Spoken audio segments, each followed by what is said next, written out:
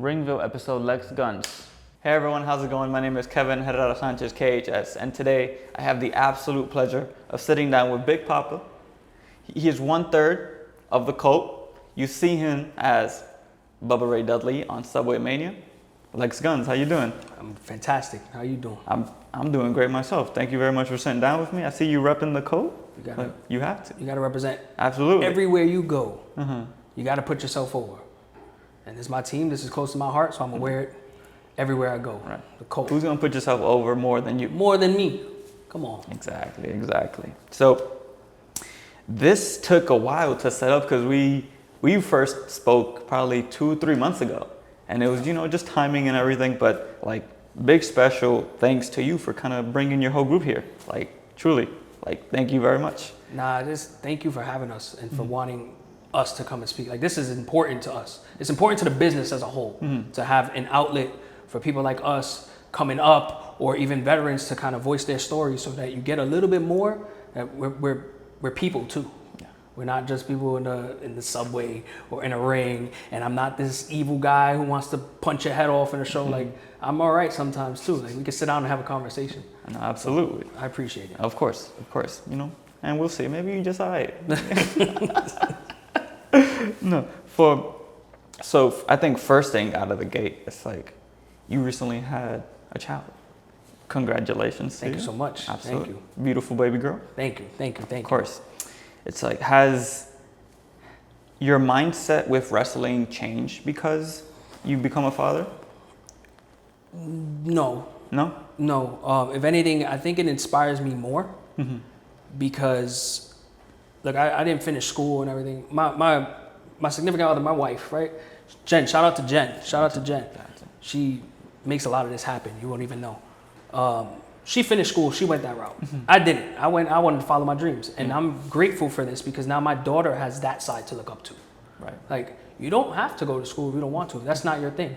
You can go and chase your dreams, but actually chase them and put your all into it and do something with it. And her being here has pushed me to want to do it even more because I want her to grow up and be proud of where she comes from. Absolutely. Like whether it's her mom who went to school or her dad who went out there and did what he said he was going to do.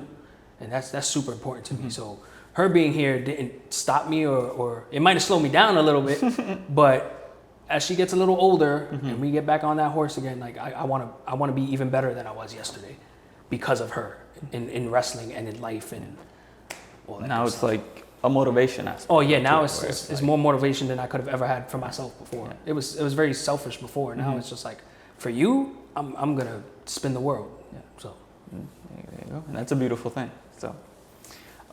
So when it comes to wrestling in the sense of like grinding super hard, you said you didn't finish school.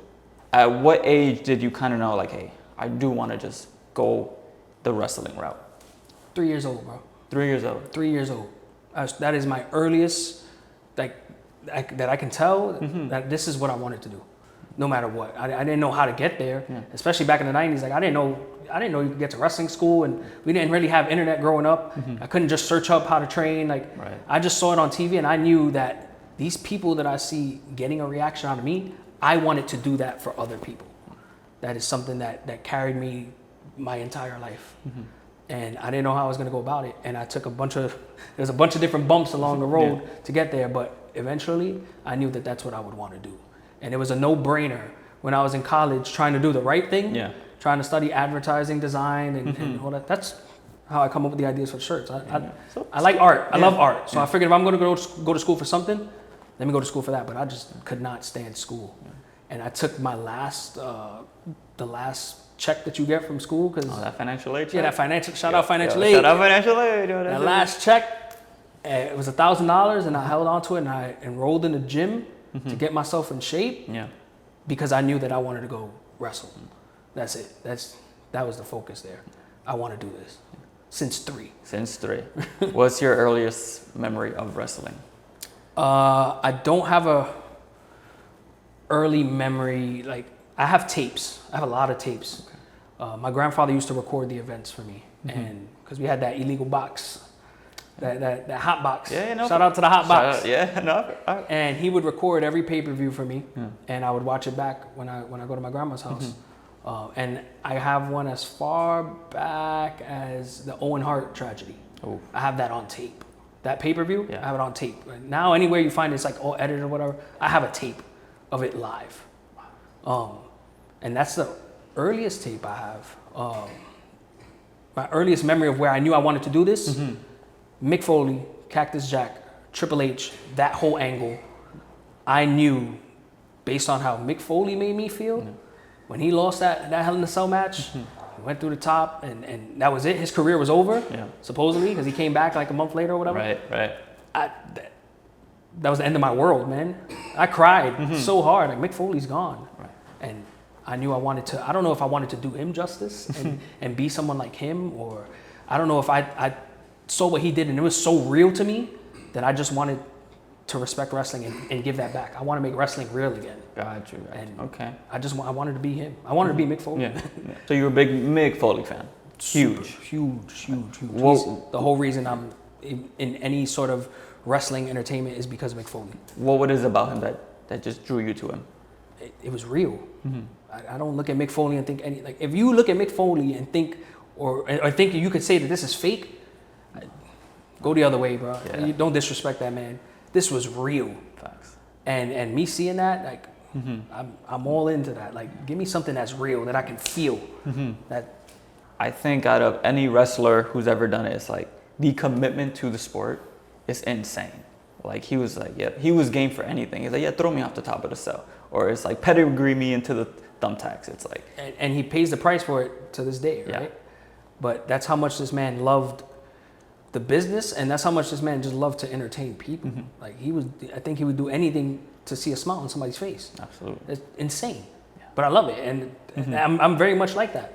I just want people to walk away from anything that I'm doing and say that was real as fuck. That's a real dude. That's it. That's my inspiration.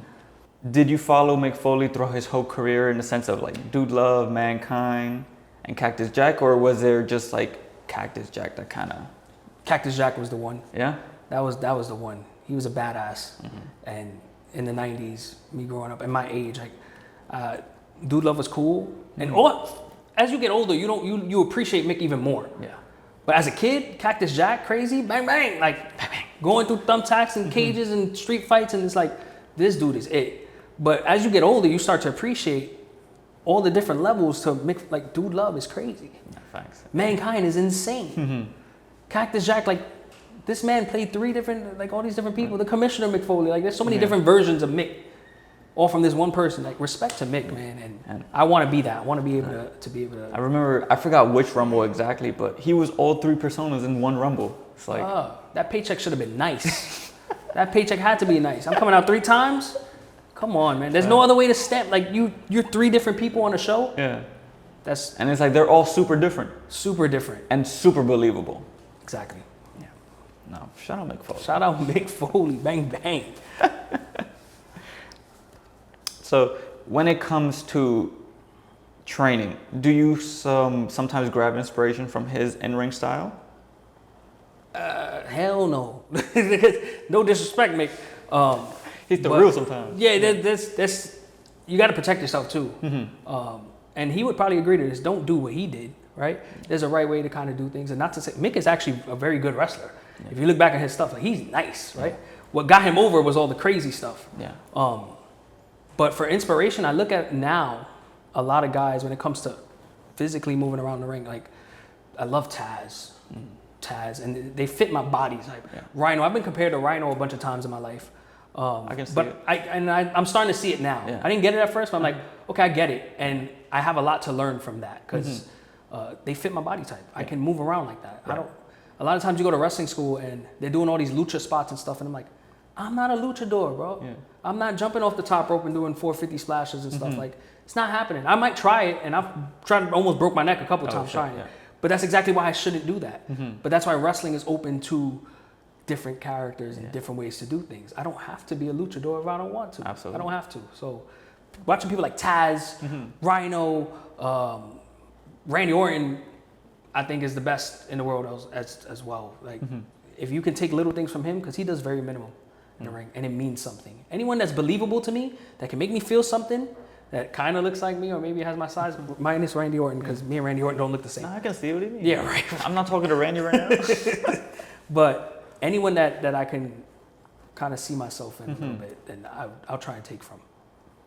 So, in that sense of people telling you, hey, you look like Rhino or even Tazz, like, is it their moves or just the way they move in the ring? You said, right, where it's like that helps you kind of figure out how you're going to be in the ring. A mix of both.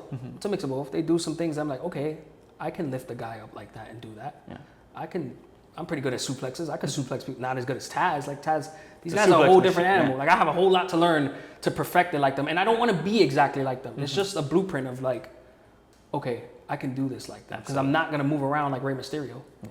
And I'm not anyone like Jeff Hardy. So I'm not doing that. Right. But these guys are the closest thing to what I can do. So I'm stick to that and perfect it. For sure.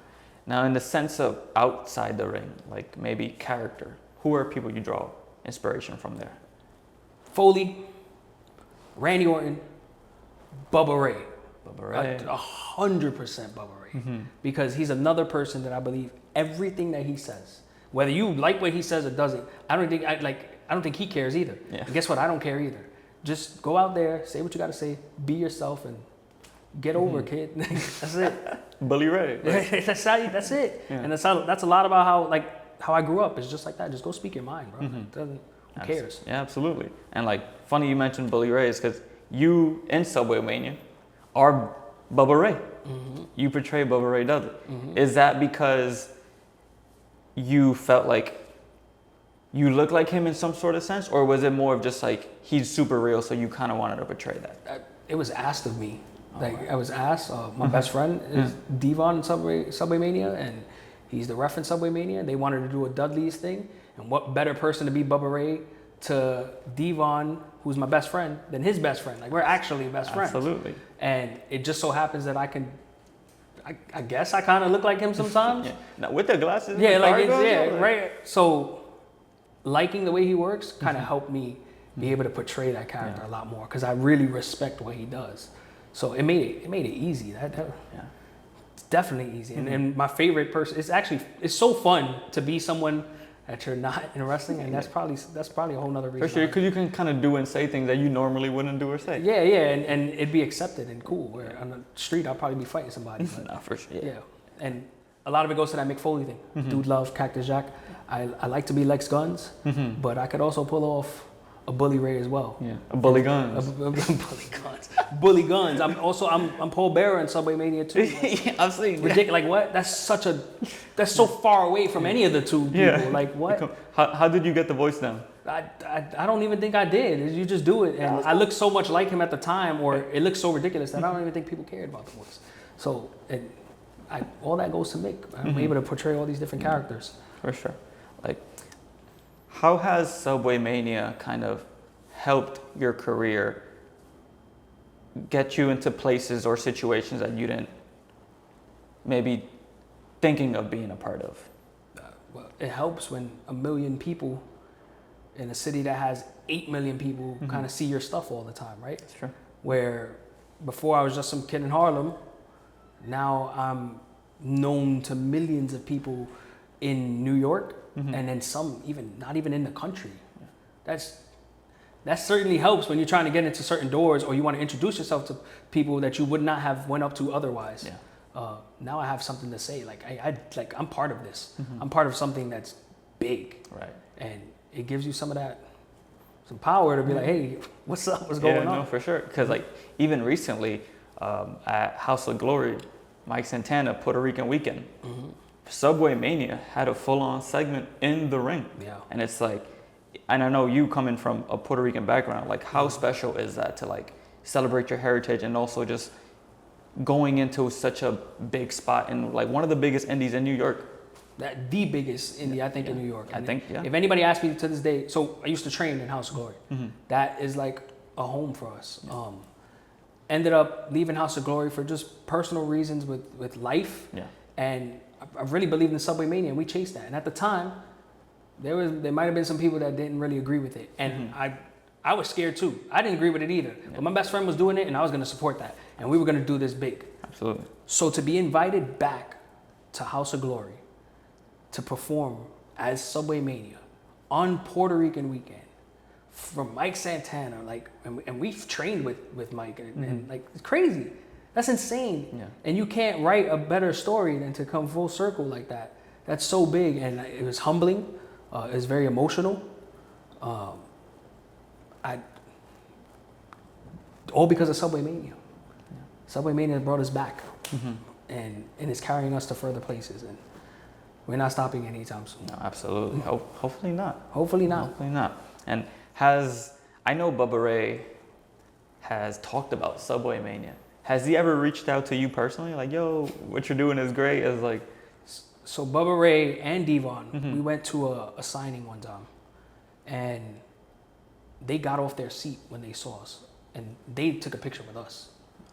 They recognized us, took a picture with us. They were all smiles, and these are two badass dudes, right? Like legends in the business. Legends in the business, and a little intimidating sometimes to people. I feel it. But they saw us, and there were smiles on their faces. I was like, oh, this is crazy. And for me, growing up watching them, like, this is insane. You want to take a picture with us? Right.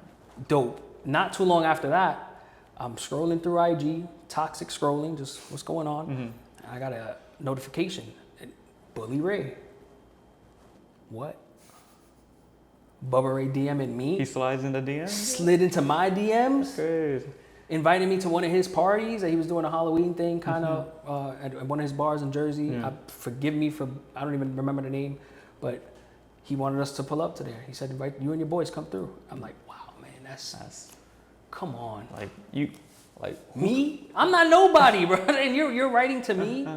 That's insane. And the little kid in me is just, wow, you did it. Yeah. Like, you made it. You did what you said you was going to do. And these people are now acknowledging us.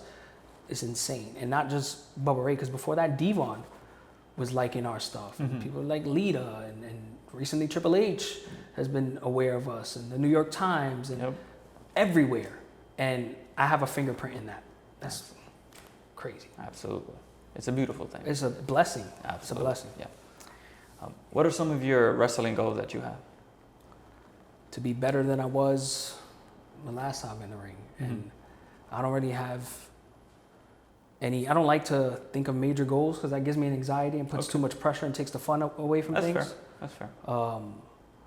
I just like to go with it as it happens. And when it happens, I'm like, oh, I did that. Yeah. Wow. Oh, shit. I walked down the stage at House of Glory, the biggest indie wrestling scene in New York. And not only did we train there with some of the best, Private Party, all of them, like, we got to now perform there as well on a major weekend in New York City. Absolutely. On pay-per-view or it was streamed, whatever, like, insane. That was a I didn't know it was a goal, but that was a fucking goal. Right. Like, it's at least off the checklist. So let me rephrase it a little bit, right? Including what you just said. What are some of your proudest accomplishments? That was one of them. Yeah. Very early on in our career, I got to Lucas. Him and I got to go one-on-one.